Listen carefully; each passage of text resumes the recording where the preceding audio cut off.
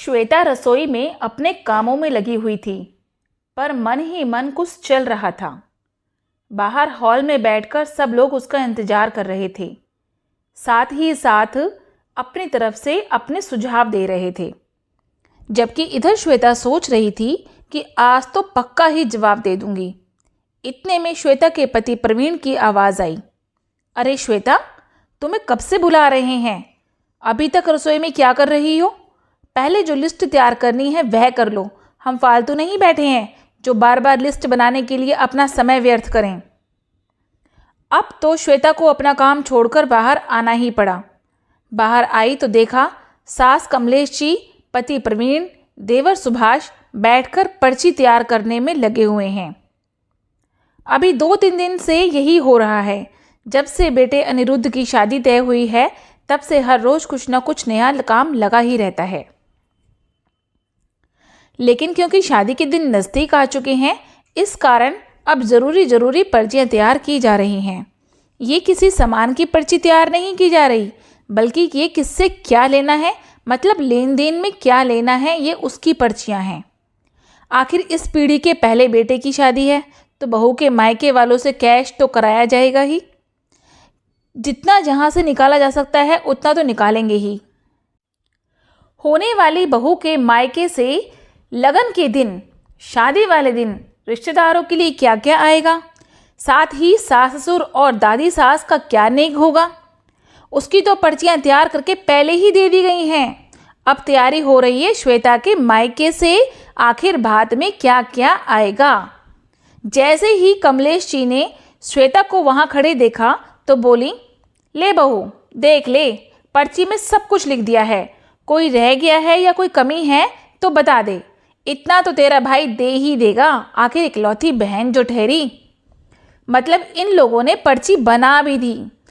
मतलब ये कि श्वेता को सिर्फ यह पर्ची दिखाने के लिए ही बुलाया गया है।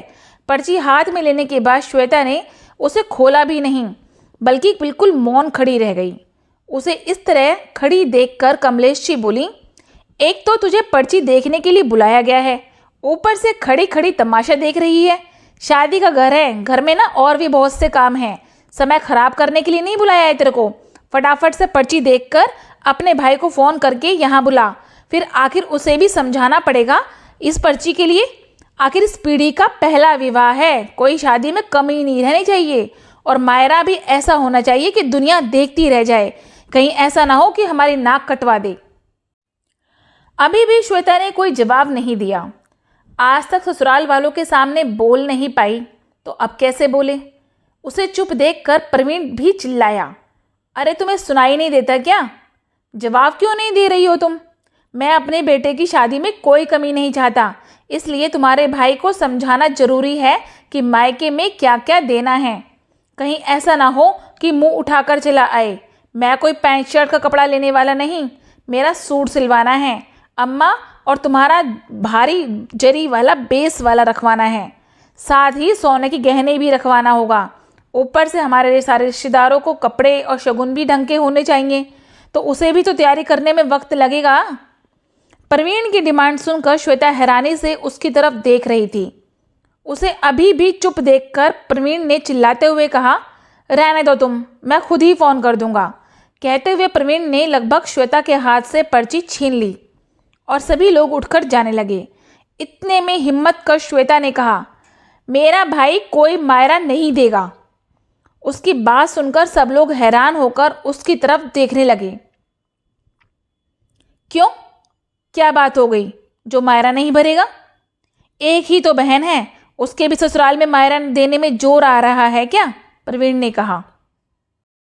नहीं, उसे तो जोर नहीं आ रहा है, लेकिन मैं उससे मायरा नहीं लूंगी।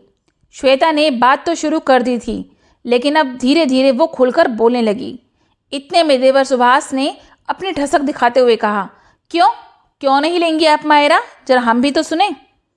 क्योंकि मेरा और मेरे भाई का बिल्कुल बराबरी का दर्जा है, और मेरे माता पिता ने वो बराबरी का दर्जा हम दोनों को दिया है, तो भला मायरा वह क्यों देगा? श्वेता ने पूरे आत्मविश्वास के साथ कहा।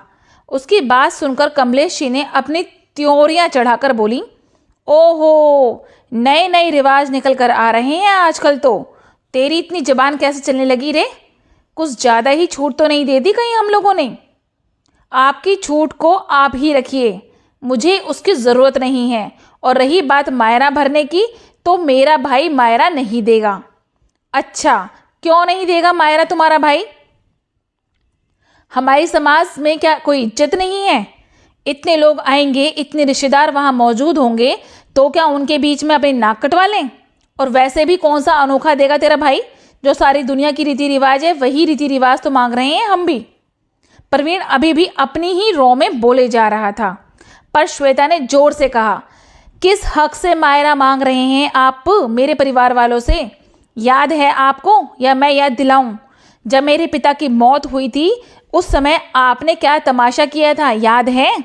वहाँ मेरे पिताजी की अर्थी सजी थी, लेकिन आप लोगों ने मुझे मेरे मायके नहीं जाने दिया, ये कहकर कि जब तक मेरे पिता की जायदाद को बराबर हिस्सों में नहीं बांटा जाएगा, तब तक श्वेता उस घर में कदम तक नहीं रखेगी। कितना रोई थी मैं, कितना गिड़गिड़ाई थी आप लोगों के सामने, पर मुझे मेरे पिता के अंतिम संस्कार के दर्शन करने के लिए आप लोगों ने मुझे नहीं जाने दिया। आप लोगों को नहीं समझ आ रही थी मेरी बात।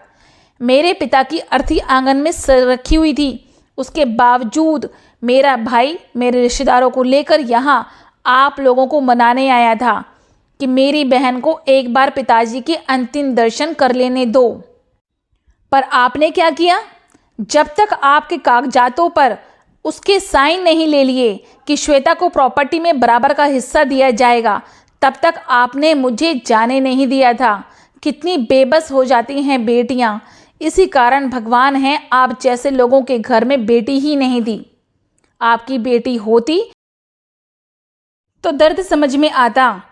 तो जब आपकी मन की मर्जी हो चुकी है, प्रॉपर्टी में आपको हिस्सा मिल चुका है, मैं बराबर की हकदार बन चुकी हूँ, अपने भाई ने सही मायरा किस लिए लूँ?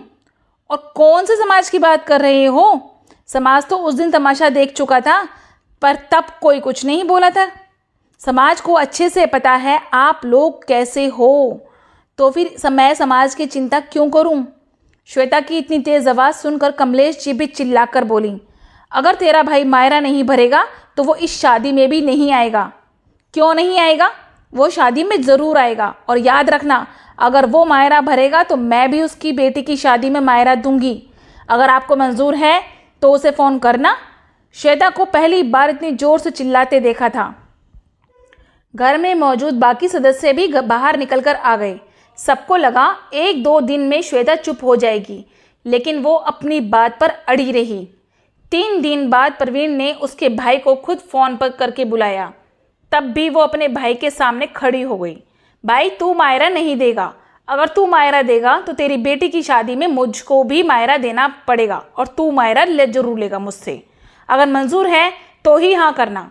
खुद श्वेता का भाई हैरान था, पर फिर भी खुद को संभालते हुए बोला, लेकिन इससे पहले कि वो कुछ कहता, श्वेता ने कहा, बस इससे ज़्यादा मैं कुछ और नहीं कहना चाहती।